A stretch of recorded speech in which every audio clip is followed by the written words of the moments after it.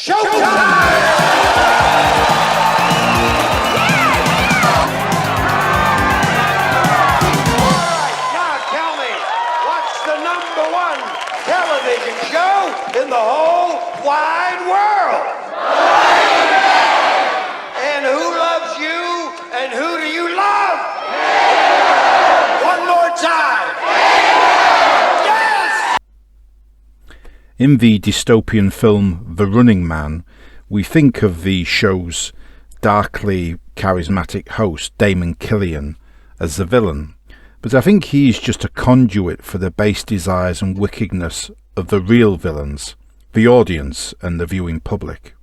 In a different vein, auditors are often tragic or sad figures, the real villains are the viewers who fuel them, and to an extent also YouTube, the company, who have had plenty of opportunities to curtail this phenomenon in the UK and restore some dignity to their platform. Auditors posit that the world is too restrictive and that civil liberties are under threat, but their activities show the opposite. They are generally free to roam around harassing people with impunity. Some of the most well-known auditors on YouTube are typically uploading videos daily that show them harassing innocent working people and breaking the law. That's not a police state. The world isn't too restrictive. If there is a tyranny at all, it's the tyranny of people like auditors who routinely mock the law and harass and abuse others. But I said just now that the real villains here aren't the auditors themselves, rather their audience, the thousands of viewers they have on YouTube who give them support, and without whom most of these auditors simply wouldn't bother. Why do viewers watch this stuff? Well, why do people look at pornography on the internet? We've all done that, haven't we? Why do people look at other unpleasant things? For my answer, I turned to literature. George Orwell, in his famous political novel 1984, posited a dystopian future that can be seen as an extension of the nightmares adverted by auditors. A police state, a tyranny that is not just authoritarian but totalitarian. A necessary safeguard for the rulers of this Orwellian society was the dissemination of trivial and pornographic entertainment to keep the working class occupied. Without that distraction, the working class would quickly overthrow the inner party and the Big Brother society because the working class are the majority. The same applies in real society, our society. The working class are the majority and could overthrow the entire system tomorrow if they wanted, through sheer weight of numbers. There must be a reason why they don't. Orwell's idea was this was due to a mixture of force, the threat of force, and distracting entertainment. Auditors have in mind a softer future than Orwell's dystopia, but it's along the same trajectory, and the principle is the same in that the idea is of a society in which popular consent is disregarded or minimised, and specifically where nobody can take photographs without being questioned by police officers or others with petty authority. But that's not really what we have, and I have a feeling that history since Orwell's great novels proved him wrong, though not entirely wrong. Auditors aren't under the jackboot. They not only exist in some number, but seem to be thriving on YouTube, and on a more general note, we do have a large measure of political democracy in this country with lots of outlets for public opinion, even if it may just take the form of street protests that the political class ignore. If I wanted to criticise the government of a day or make a more fundamental criticism of the capitalist system and encourage others to agree with me, nobody would stop me, nobody is going to lock me up. It seems that the notion of personal liberty is deeply woven into our society for some reason, even to the extent that mocking the law and the police can be tolerated when auditors do it, and wide and varying forms of dissent are tolerated from any of us. It is true that we have had the hysteria over COVID-19, which led to unprecedented restriction on our liberties with little effective opposition from the public, most of whom complied unquestioningly. That is a concern, and it suggests that Orwell's nightmare may have some part to play in our future after all.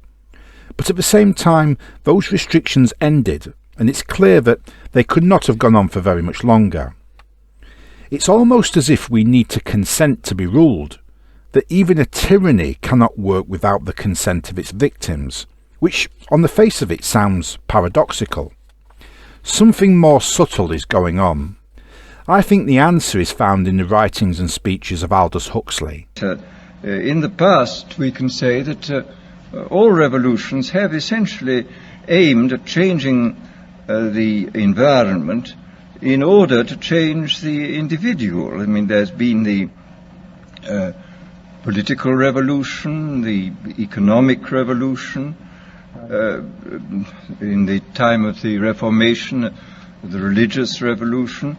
All these aimed, as I say, not directly at the human being, but at his surroundings, so that by modifying the surroundings you did achieve,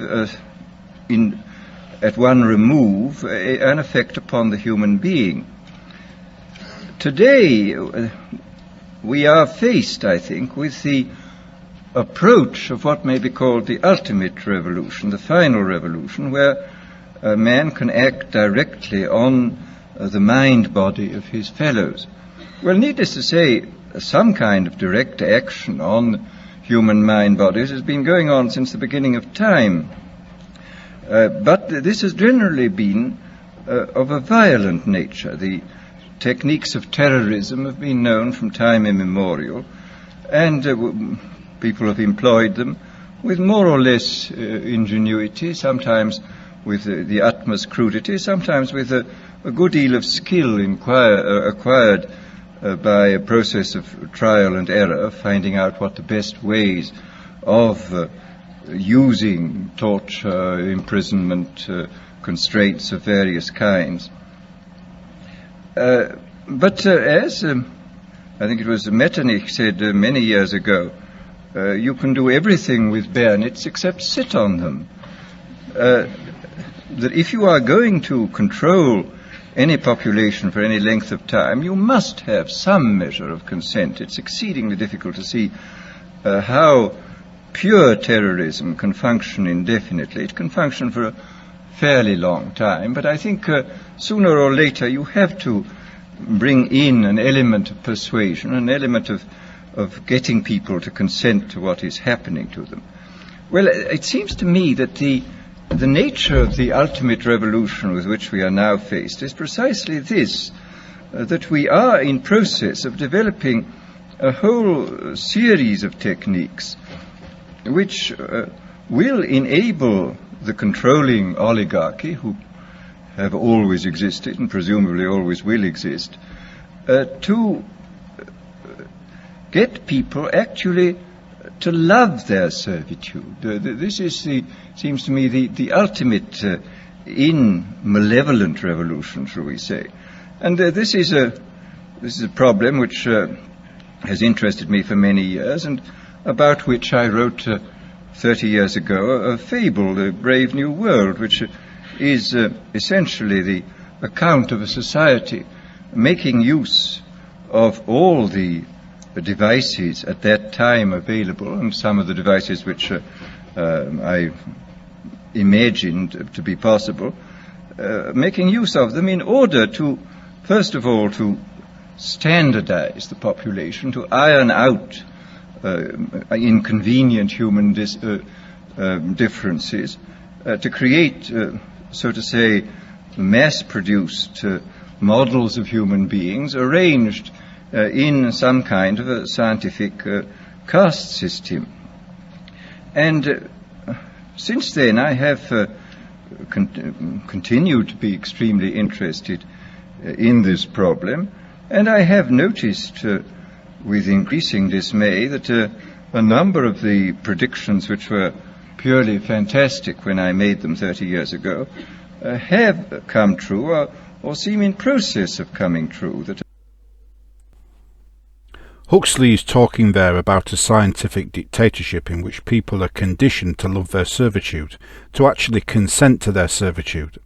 For this to happen, the part of Orwell's ideas that is similar to Huxley's, of people being distracted by things, by entertainment, sports, spectacle, does play a part. That is what we see now in the media, both the mainstream media and the alternative media. They exist to wind us up, distract us from the real questions and issues we face. However, Huxley took this one step further and pointed to developments such as radio and television, casual sex and the mass availability of recreational drugs and contraceptives, to suggest that these provided a basis for mass consent through the distribution of pleasure, through drowning us in pleasure so that we would not be concerned with greater matters, but also through the use of pleasure as a means to make people want and enjoy their own servitude. In Huxley's famous novel Brave New World, everybody took a drug called soma, which was the principal means of controlling people and suppressing dissent through the distribution of pleasure. Soma keeps the citizenry peaceful by having a soothing happiness-producing effect on them. In a society hooked on soma, there is no past or future, no literature to speak of, nor any pause for reflection. There is just the pursuit of pleasure and contentedness. There is no violence or unpleasantness, no war, no love, no pain, no jealousy, no poetry, no danger, and no real freedom. Above all, there is no truth. So now you're Robinson Crusoe, and this is your very own Walden. I'm sorry. Oh, I am sorry. I was referring to some other books that you perhaps haven't read. But then I'm sure the same ideas could be found in Shakespeare. Someone cast on an island who builds a dwelling for himself to live in. Be not afraid. The isle is full of noises, sounds, and sweet airs that give delight and hurt not. Ah, yes. The native Caliban from your Mr. Shakespeare's The Tempest. And is that what you are now, Mr. Savage? Not afraid, at peace with yourself? And if so, why do you have this? To drive evil spirits out of your body, I suppose. I don't believe in evil spirits anymore. I'm not even sure I believe in the good ones. I wish I could, but I can't. So we've taken that away from you, too. I'm sorry. But then if you don't believe in evil spirits anymore, why do you whip yourself? I still believe in my spirit and the desires within me which are evil. But my dear Mr. Savage, with a violence passion surrogate treatment, you could achieve the same end, but without any of the unpleasantness and inconvenience. No need for hair shirts and whips. Just the proper button to push and in complete comfort. I don't want comfort. Then what do you want? Unpleasantness? Suffering? Pain? Yes, I want all of that. And all of the things you've done away with. I want danger, I want poetry, I want goodness, I want sin, I want freedom. Put more directly, what you are really saying is that you claim the right to be unhappy. All right, then. I claim the right to be unhappy. But that also means the right to be sick, to be crippled, to be insane, the right to grow old and ugly and wrinkled, the right to protect yourself from violence, the right to kill or be killed, the right to have too little to eat. And the right to hope, to love. Yes, even the right to fall in love, and then be spurned, betrayed, left racked with pain and jealousy. Is all of that really what you want, Mr. Savage? That's exactly what I want. I claim all of it.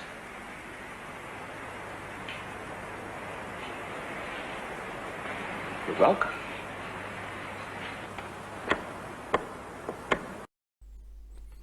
John the Savage stands outside this. He is a full human being. He can feel, think. He has a past, a present, and future. He has fear and hate. He can mourn and feel anguish and empathy.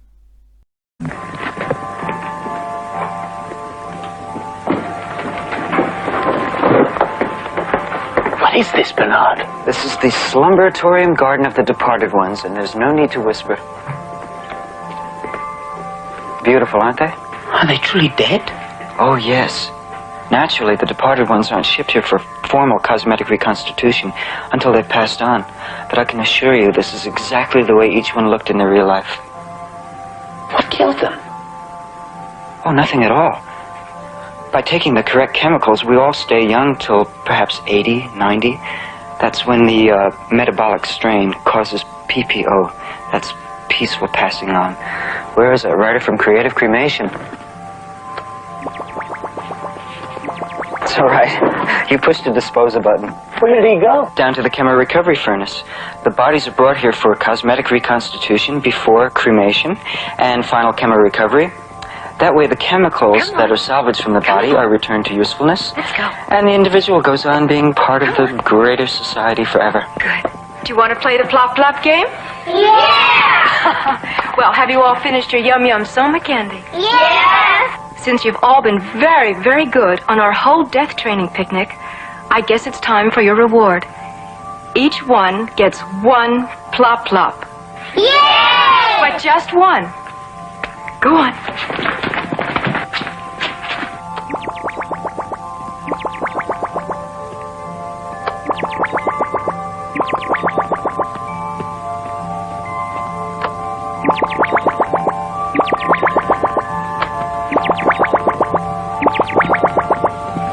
All right, children, all together.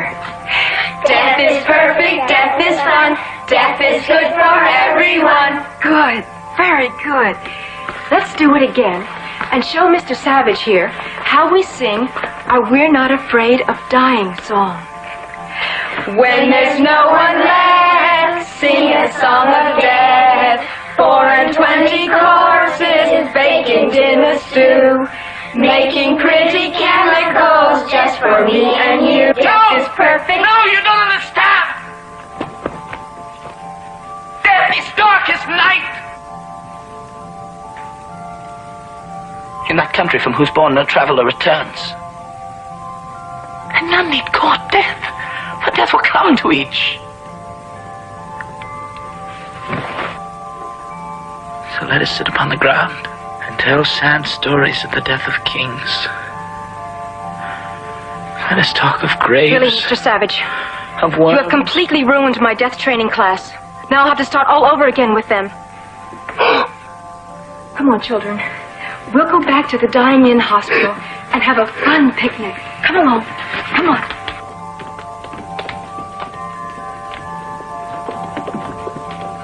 If you ask me, I think you'd better start educating your Savage, Mr. Marks. Come on. I'm sorry, Bernard. I seem to have done something wrong. Obviously, Huxley's vision is extreme, but there is a lesson for us in it, and much of the basics of his dystopian vision have already come true. We have the wide availability of recreational drugs and pornography. We see a trend towards the criminalisation of politics and political differences, the use of simple slogans and buzzwords in politics itself and in wider social discussion. Auditors like to use the slogan "photography is not a crime." We also recognise in our society an obsession with triviality and celebrity. If pleasure is being used to control us, then this suggests that, contrary to what auditors argue, it is actually our own compulsions, rather than the compulsory mandates of others, that represent the greater threat to our liberties, including the compulsions that auditors and their supporters indulge in, the desire for distraction and cheap entertainment even at the expense of the dignity of others, the desire to see others brought down and humiliated, and so on. Guys, you are never going to believe who we've just seen coming here. It's in like a beige, sort of like browny coloured Seat. It's only Inspector Dyson.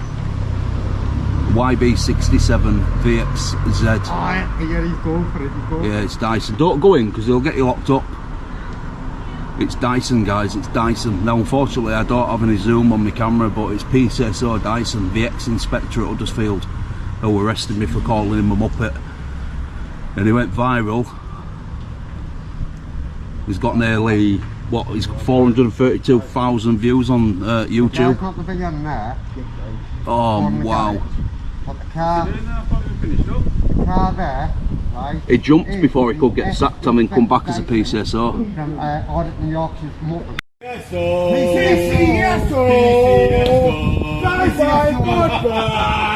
PCSO muppet. How do you like them apples? Hey, muppet. Well, see you later, PCSO. What are you saying? Get out of Greg. To a large extent, YouTube is part of a mechanism for encouraging the fulfillment of these base compulsions, though it also has the seeds within it for our liberation through education.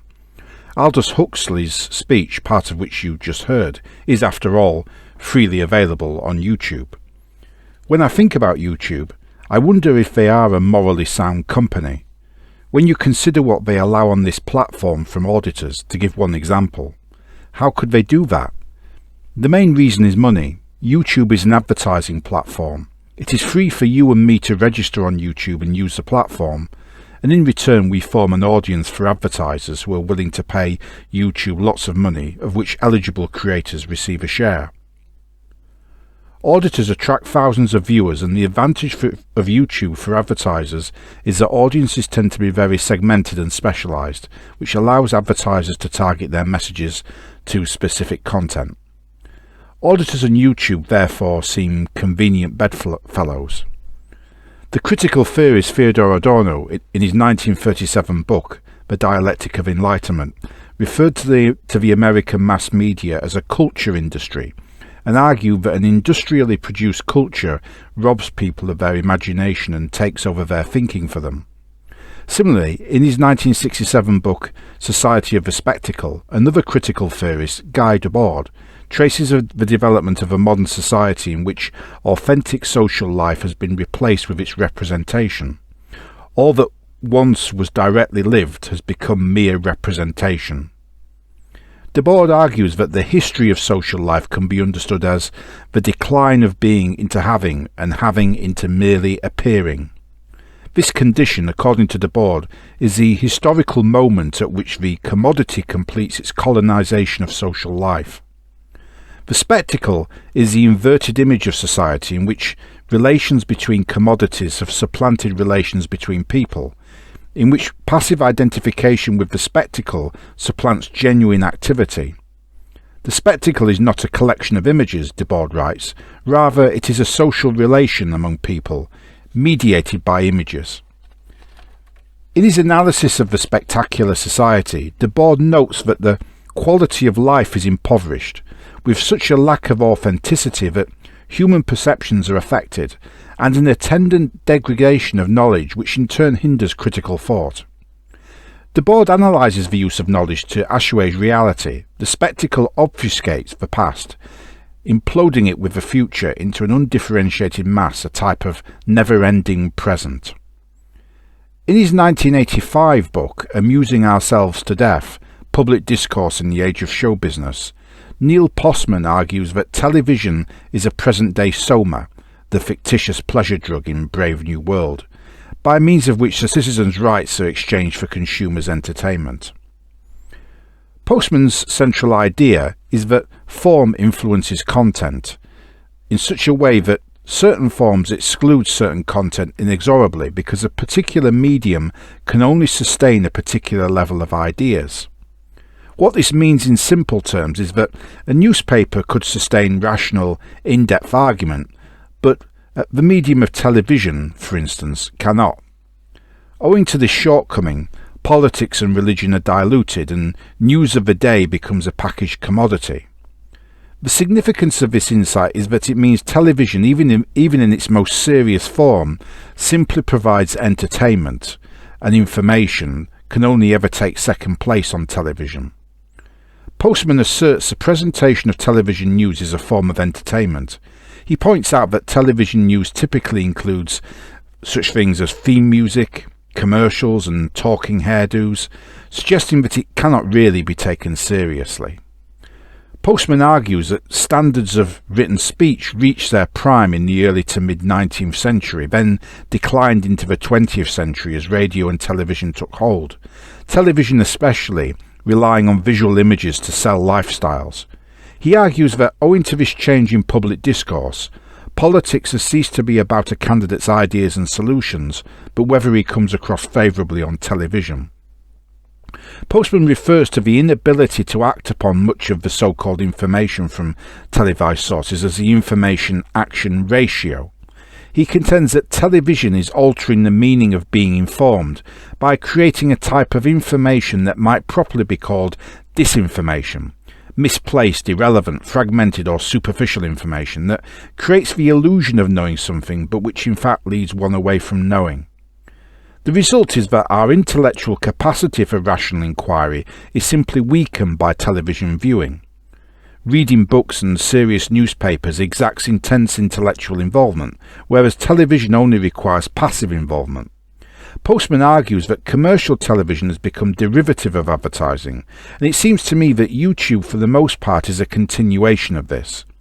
Postman says that modern television commercials are not a series of testable, logically ordered assertions, but a drama, a mythology, if you will, of handsome people who have been driven to near ecstasy by their good fortune of possessing advertised goods or services.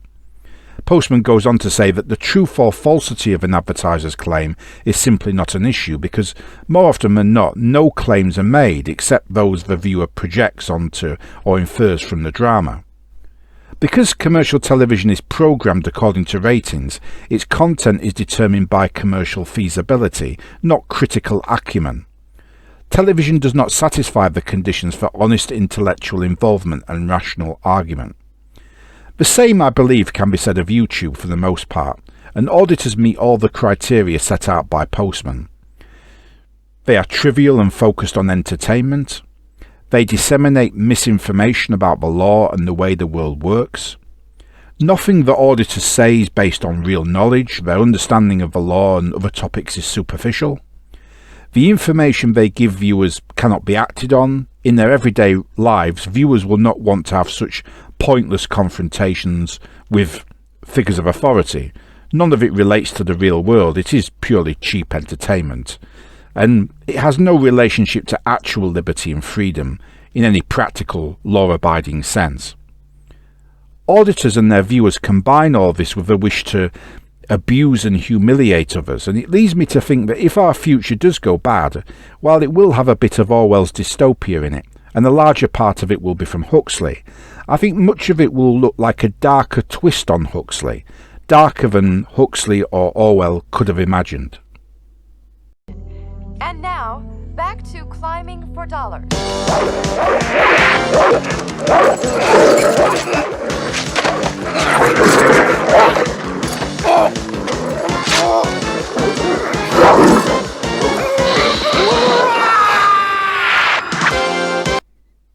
When Stephen King wrote the 1982 novel The Running Man, I think he wrote it under the pen name Richard Bachman originally, his critique of society seemed to be aimed at the reality TV phenomenon that was first emerging in the United States at that time, with police car chase programs and whatnot. I think the first such series was called Cops. Keep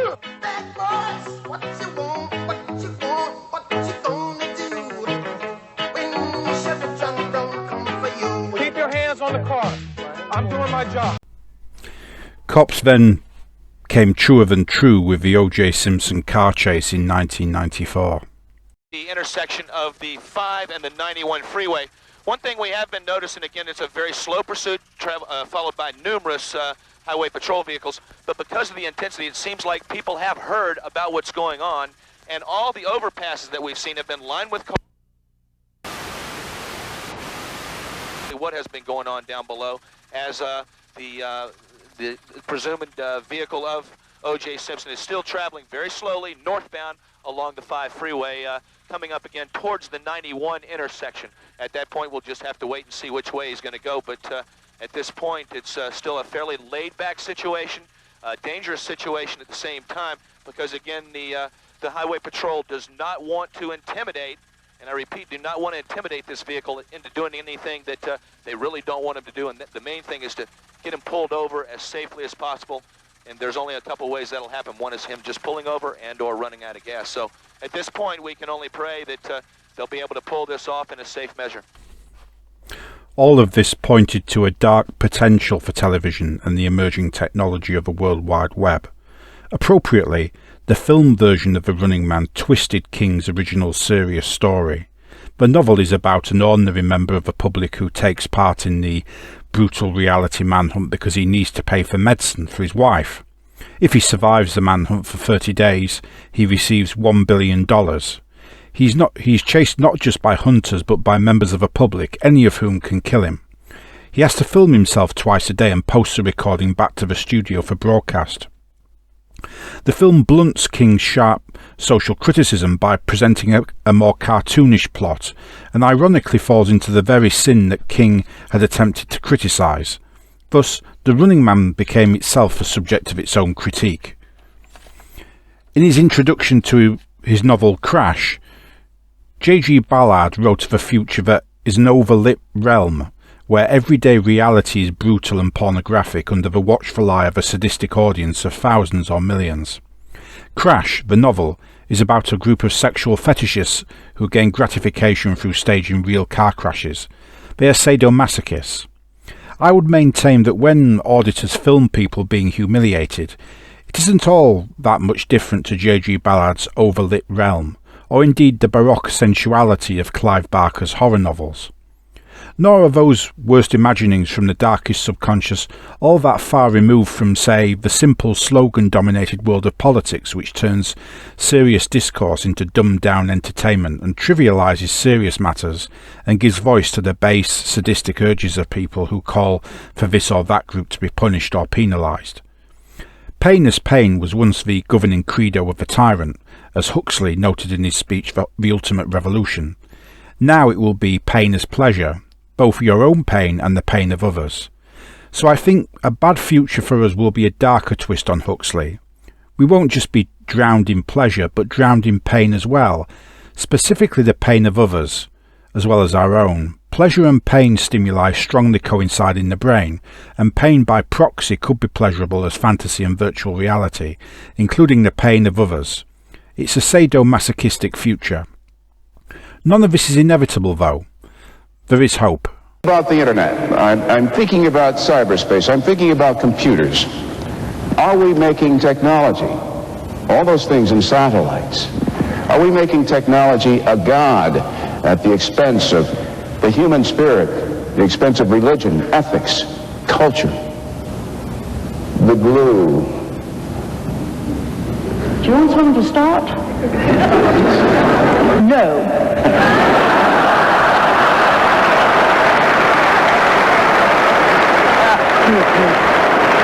The advances of science this century have been remarkable. They have brought remarkable benefits. Because I often say to young people, look, science is neutral. The wonderful new theories, the wonderful new technology that scientists give us so often can be used for good or evil. It's up to the human being which they are used for. For example, the new internet. You can get the most wonderful messages, the most marvelous music, the most marvelous art across the internet. You can also get pornography and sadism, and we have to pass laws to stop that. Science is neutral. The miracle is, and it's a miracle from God, that the human mind gradually has been able to unfold its mysteries, both in theory and in its application to technology. Yes, we have problems. We have problems with young people. I think most people would say, look, we would like a decent, respectable, well-ordered society if we could choose to live in it. That's the problem. But that comes not from science. It comes from a breakdown from the family, it comes from a permissive society, and it comes from a dependency culture. That's where we have to tackle that aspect.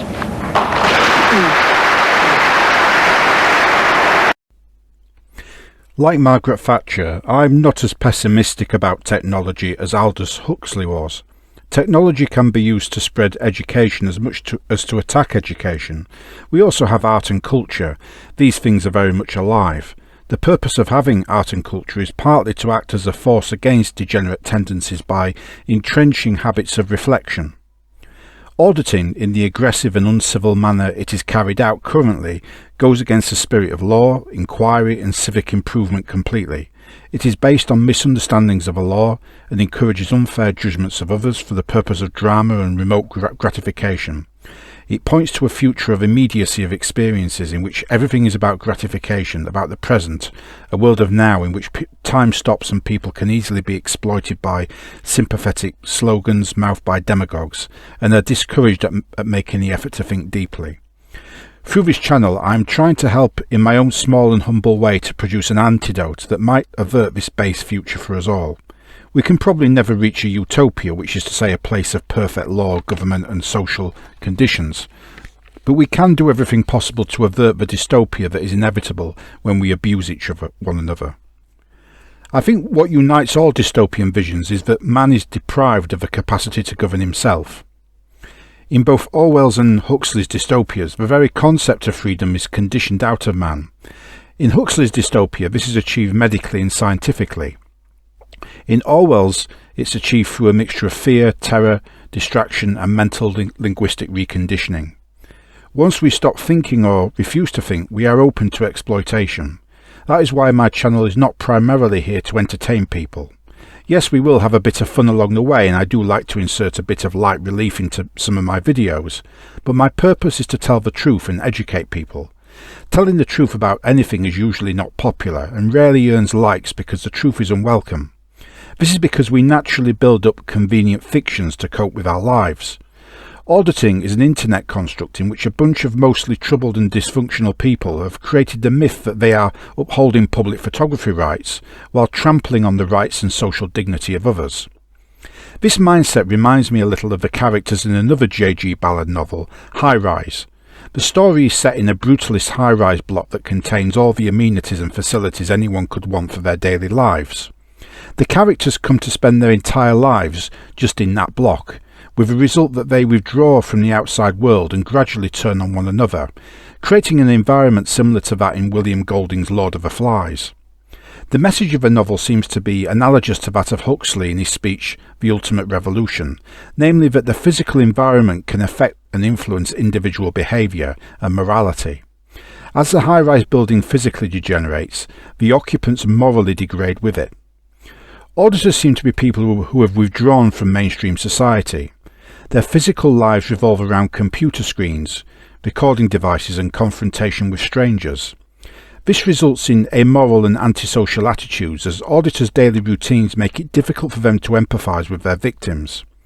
Auditors become bullies and disrespectful of the law because the public dignity of their victims and such things as social manners and etiquette and the nuances of the law get in the way of the activity they wish to pursue. Their viewers likewise become obnoxious and disrespectful in online discussions because complications such as the law and social manners get in the way of the fulfilment and gratification of their base urges to watch others be humiliated. Anyone like me who stands up to them is derided as a bootlicker because we are spoiling their fun by pointing out that what they are doing is not as legally safe as they think and is just not right. Respecting reasoned authority does not make you a bootlicker or an unfree person. It just means that you recognise that freedom depends on an ordered society in which people live under law. If we didn't live under law, the alternative would be a state of unfreedom, a state of tyranny, in which the strongest, the biggest, rule over everyone else. That's not freedom, but whether intentionally or not, that's the society that auditing points to, where gangs of bullies and tyrants have freedom, and the rest of us cower and live in fear and indignity.